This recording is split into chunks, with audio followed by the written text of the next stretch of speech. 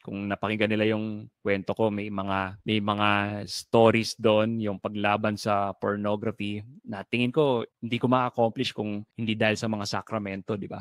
The sacrament of the Right. Eucharist and reconciliation. Kaya that's why I love the Catholic faith, dahil kung talagang sinasabuhay natin lahat ang Catholic faith, ay magiging maganda ang bansa natin at magiging maganda ang mundo. Maraming salamat at rest assured na I'm praying for you and Thank you. supportahan po natin ang mga gagawin pang advocacy ni Brother Jay Aruga. At lalagay ko yung mga link ng mga social media niya dyan, mga ka-faith, at paki-follow po si Brother Jay. Ayan. And bro, okay lang ba humingi ng closing prayer sa'yo? Sure. No problem. Okay. In the name of the Father, and of the Son, and the Holy Spirit. Holy Spirit.